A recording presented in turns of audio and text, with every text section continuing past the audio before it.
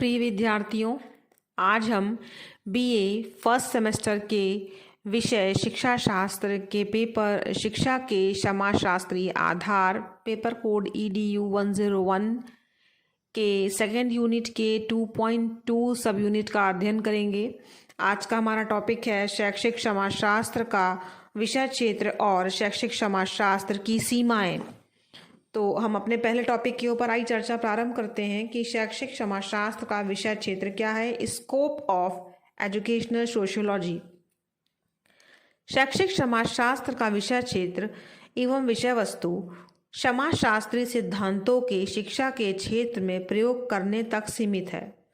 इसमें व्यक्ति तथा व्यक्ति और समाज के बीच चलने वाली अंतरक्रिया और उनके व्यक्ति के विकास में पड़ने वाले प्रभाव का अध्ययन किया जाता है। विभिन्न सामाजिक समूहों जैसे घर, समुदाय, राज्य और विद्यालय आदि और बालकों की शिक्षा में उनकी भूमिका का अध्ययन शैक्षिक समाजशास्त्र का मुख्य विषय है। इसके अंतर्गत सामाजिक वर्गों और सामाजिक संस्थाओं और उनके शिक्षा पर प्रभाव और उन पर शिक्षा के प्रभाव का अध्ययन भी किया जाता है। संस्कृति और शिक्षा के आपसी संबंध का अध्ययन भी इसकी सीमा में आता है।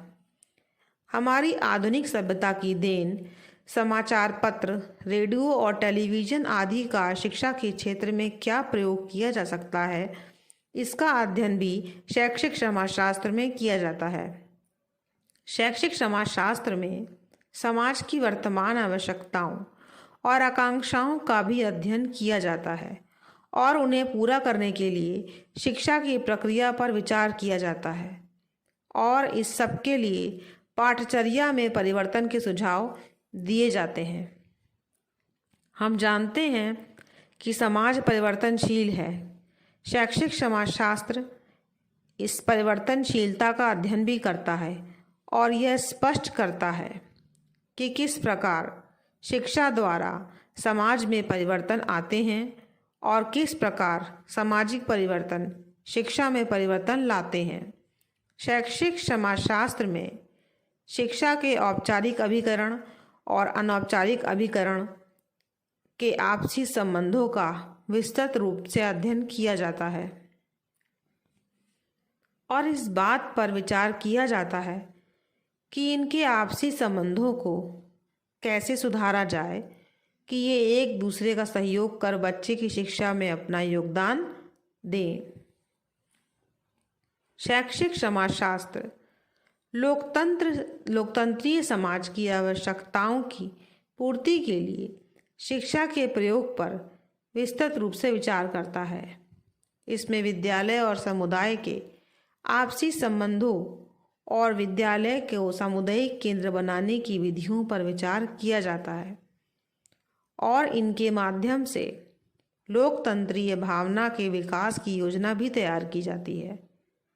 शैक्षिक समाजशास्त्र में शिक्षक के महत्व और शिक्षक तथा विद्यार्थियों के आपसी संबंधों के बारे पर भी विचार किया जाता है। यह सामाजिक नियंत्रण और सामाजिक परिवर्तन दोनों ही दशाओं का अध्ययन करता है और शिक्षा द्वारा इन दोनों प्रक्रियाओं का सुचारू एवं संतुलित रूप में चलाने की विधियों पर विचार किया जाता है। तो आपने यहाँ पर देखा कि शैक्षिक समाजशास्त्र का जो विषय वस्तु है वो बहुत ज़्यादा विस्तृत है। अगर हम लोग शैक्षिक समाजशास्त्र के क्षेत्र को कुछ बिंदुओं के माध्यम से स्पष्ट करें तो और हमें अच्छे से समझ में आ जाएगा। तो आइए कुछ बिंदुवार हम शैक्षिक समाजशास्त्र के क्षेत्र को देखने का प्रयास करते हैं। हम आपको यहाँ 12 बिंदु बताएंगे, उन्हीं बातों को जो हमने आपको पहले बताई, लेकिन बिंदुओं के माध्यम से और अधिक स्पष्ट हो जाता है कोई भी विषय। तो नंबर 1 है शैक्षिक समाजशास्त्र का क्षेत्र बता रहे हैं हम आपको, ध्यान दीजिएगा। पहला, शिक्षक तथा बालकों में पारस्परिक संबंधों का अध्ययन।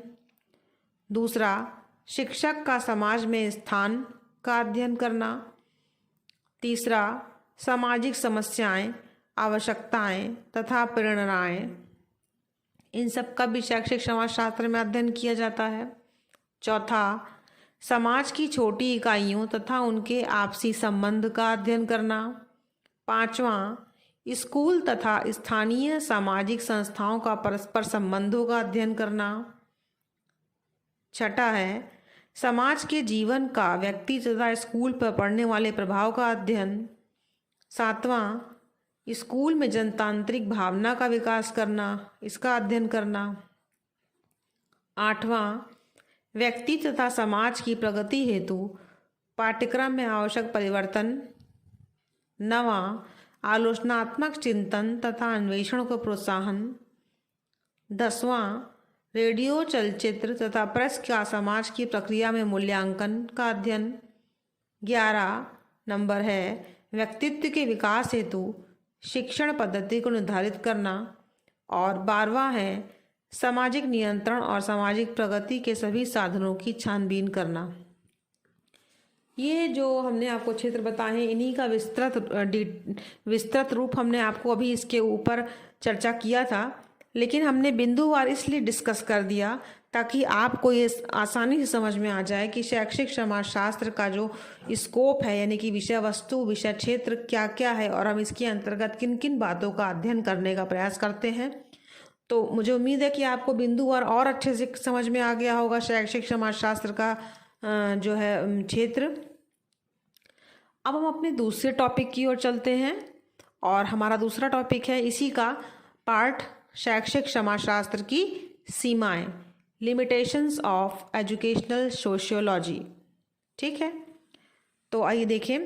इसमें कोई संदेह नहीं है कि शैक्षिक समाजशास्त्र ने शिक्षा की प्रगति में भारी योगदान दिया है, लेकिन शिक्षा केवल इसी पर निर्भर नहीं रहती और न ही रह सकती है। मनुष्य जीवन के मूल रूप से 3 पक्ष होते हैं, प्राकृतिक, सामाजिक और आध्यात्मिक। समाजशास्त्र उनके केवल सामाजिक पक्ष की व्याख्या करता है। उनके प्राकृतिक पक्ष को जानने के लिए हमें विज्ञान और मनोविज्ञान तथा आध्यात्मिक पक्ष को जानने के लिए हमें धर्म और दर्शन का अध्ययन करना होता है। समाजशास्त्र तो केवल सामाजिक पक्ष की प्रक्रिया एवं शिक्षा और समाज के आपसी संबंधों का अध्ययन कर शिक्षा की प्रक्रिया को प्रभावित करने वाली विधियों पर विचार करता है।